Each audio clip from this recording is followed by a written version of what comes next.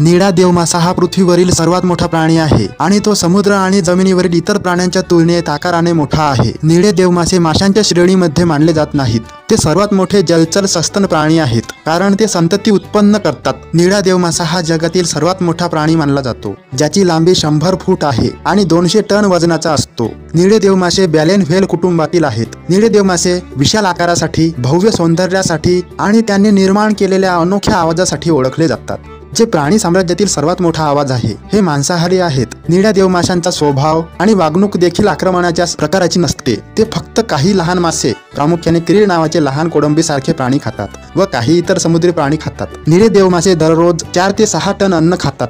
त्यांच्यात समुद्राच्या आत खोलवर जाण्याची आणि काही मिनिटे राहण्याची क्षमता आहे। निळे देवमासे साधारणपणे सरळ आकाराचे असतात आणि त्यांची त्वचा केसहीन आणि खूप फॅटी असते, जी शरीराला इन्सुलेटर म्हणून काम करते। निळ्या देवमाशांचे डोके खूप मोठे असते आणि तोंडाला बाह्य मान नसते। निळ्या देवमाशांना ब्लो होल्स नावाच्या 2 नाकपुड्या असतात आणि त्या डोक्याच्या वरच्या बाजूला खूप मागे असतात। निळ्या देवमाशांचे तोंड खूप मोठे असते, जे मोठ्या प्रमाणात पाणी ठेवण्यासाठी ते उघडते आणि आपले अन्न घेण्यासाठी पाणी फिल्टर करते। काही निळ्या देवमाशांचे दात तीक्ष्ण असतात आणि त्यांचे कपाळ मोठे असते। निळे देवमासे सरासरी 45 ते 50 वर्षे जगतात। निळ्या देवमाशांच्या जवळपास 100 प्रजाती जगाला ज्ञात आहेत। जगात सुमारे 2 लाख निळे देवमासे आहेत। त्यापैकी 5000 निळे देवमासे आहेत, जे हिंद महासागरात राहतात। त्यांचा विशिष्ट रंग त्यांना निळा देवमासा असे नाव देतो, कारण ते पाण्याखाली दिसल्यानंतर ते निळसर राखाडी दिसतात। निळे देवमासे काही वेळा त्यांच्या ब्लो होल मधून दाबलेली हवा सोडतात, ज्यामुळे पाण्याचे कारंजे बनतात, ज्याला ब्लो म्हणतात। दर 35 मिनिटांनी श्वास घेण्यासाठी निळे देवमासे पाण्याबाहेर येतात।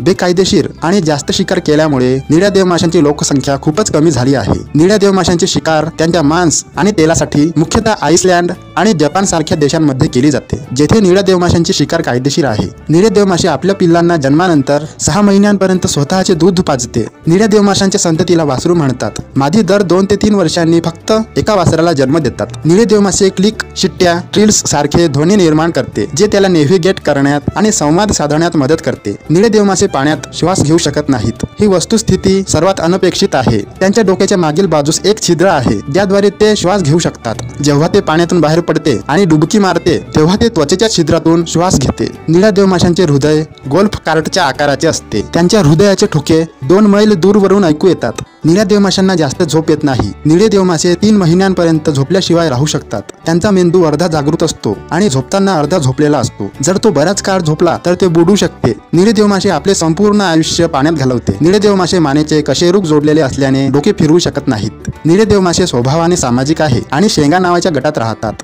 पृष्ठीय पंखांची रचना नर आणि मादी निळ्या देवमाशांमधील फरक ओळखण्यास मदत करते। हा एक बुद्धिमान जलचर प्राणी आहे, ज्याला शिकण्याची प्रचंड उत्सुकता आहे। निळे देवमासे हे जगातील सर्वात मोठे प्राणी आहेत, परंतु जास्त शिकार त्यांना नामशेष होण्याच्या मार्गावर नेत आहे। निळे देवमासे हे सुंदर प्राण्यांपैकी एक आहे आणि त्यांनाही इतर प्राण्यांप्रमाणे महत्त्व दिले पाहिजे।